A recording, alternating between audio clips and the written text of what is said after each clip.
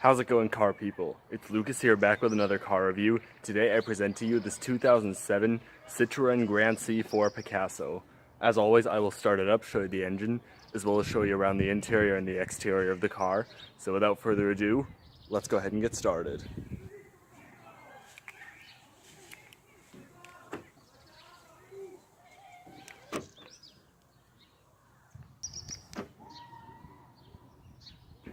This C4 has a bright blue exterior with a black cloth interior, optional 5-speed manual transmission. Switchblade key is a little bit broken on this one.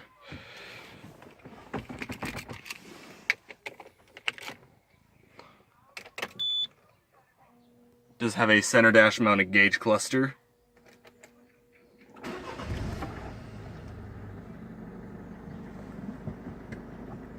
Starts right up. This C4 has 158,000 kilometers.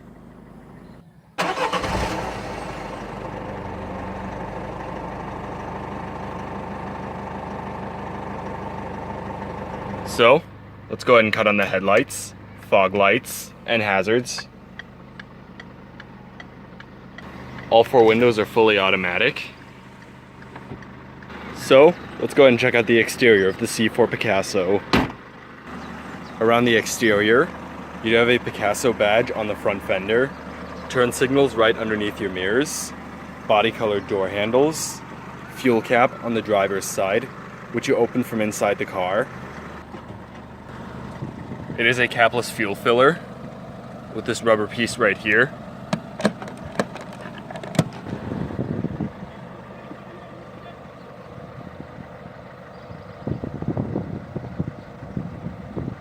Around back, here are your taillights, which you kind of can't really see on the side because the sun is shining on them.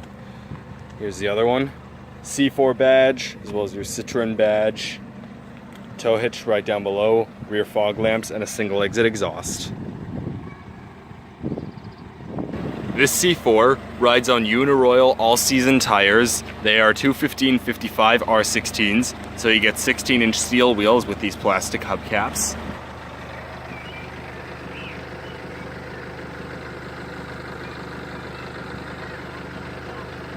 Up front, halogen headlamps, here are your turn signals, your typical C4 Picasso front grille, fog lamps down below, as well as tow hitch. So, let's go ahead and pop the hood.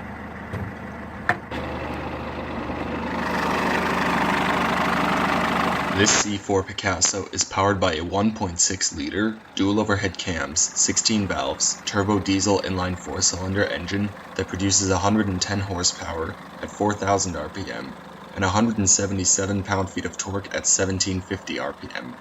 It does 0 to 60 in 12.5 seconds and has a top speed of 180 kilometers an hour or 112 miles an hour.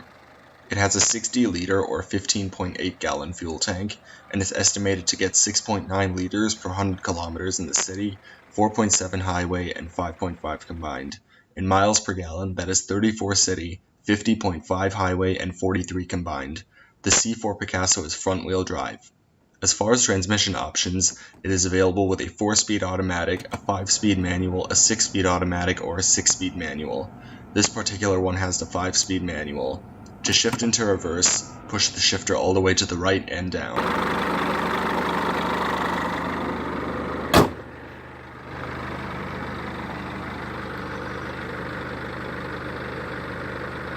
Coming back inside,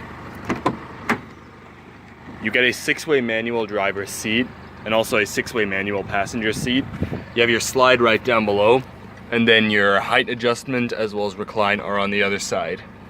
On the door panels, you have rubberized material up above, fake aluminum trim, chrome interior door handle. You have your power windows, power mirrors, as well as window lock and safety child lock, storage down below, and a speaker. Citroen door sills, carpet floor mats. Your climate control to the left-hand side of the steering column, which is something you don't see in every car. I'll show more of that later. Angle of headlights and fuel cap release. So, let's go ahead, hop back in, do a few revs, and see how it sounds.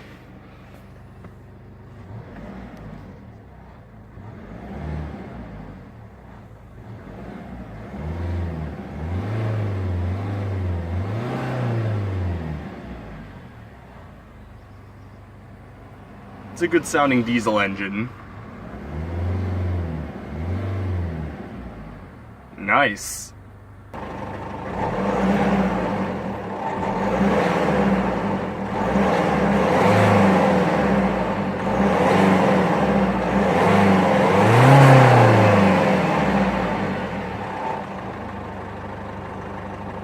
So, let's go ahead and shut the door and roll the window back up.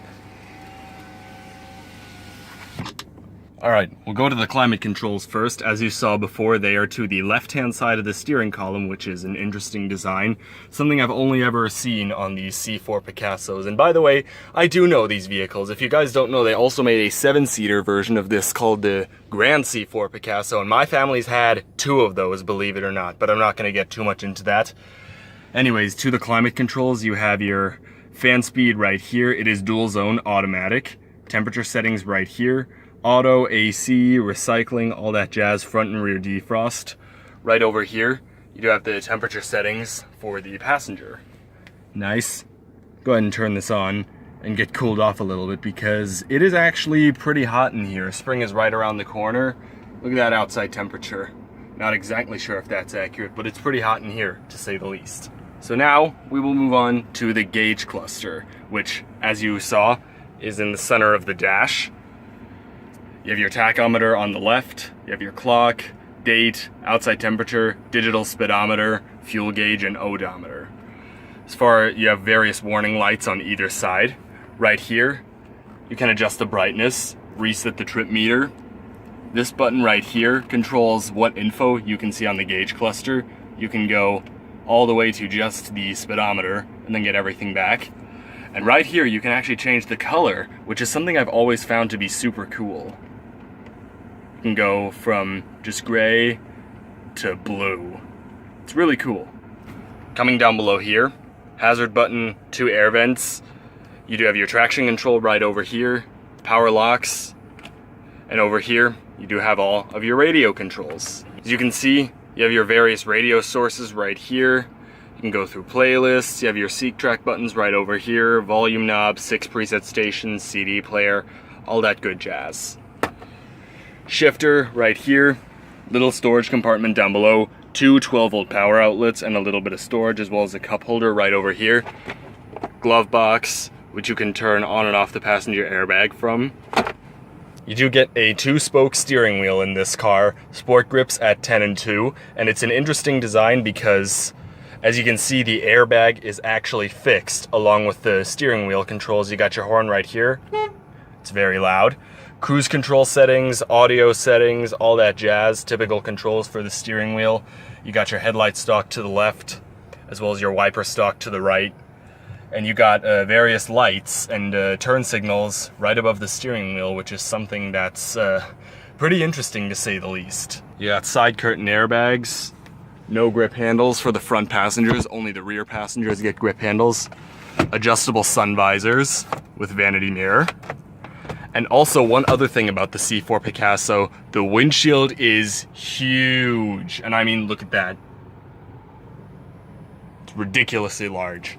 You got a manually dimming rearview mirror right here, as well as another little mirror right here to keep track of the rear passengers, as well as little front lights right here. Alright, so that's pretty much it for up front. Let's go ahead and check out the back seat. Coming around to the back, as you can see, your black cloth does carry through, as do your door panels. Hopping in. Now, the Grand C4 Picasso, despite it being an MPV, is not exactly spacious. I'm 6 foot, this seat is all the way back, and my knees are pretty much touching the seat. Headroom is decent though, so I'll give it that. Although I really think this back seat should be more reserved for shorter people. Dual seat mat pockets back here, rear air vents, and you also do have picnic trays right here with a nice little cup holder. Not bad. This is also a 3-row back seat, or it's 3 separate seats, it's not a bench seat. Alright, that's pretty much it for back here. Let's go ahead and check out the trunk. Coming around to the trunk, there's a little button right here to open it. It does have a pretty good amount of trunk space. You do have a cargo cover right here, also removable. And you have a 12-volt power outlet over there. Here's your seat belt for the middle seat right here. They also do fold separately. But it's a pretty good amount of trunk space overall. Not bad.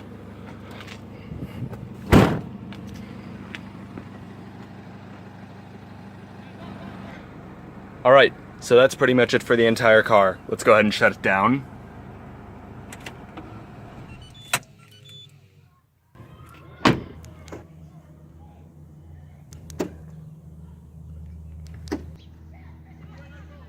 So all of that is going to conclude the review on the 2007 Citroen C4 Picasso. I hope you enjoyed this video. If you did, please leave a like or a comment. Subscribe today if you haven't.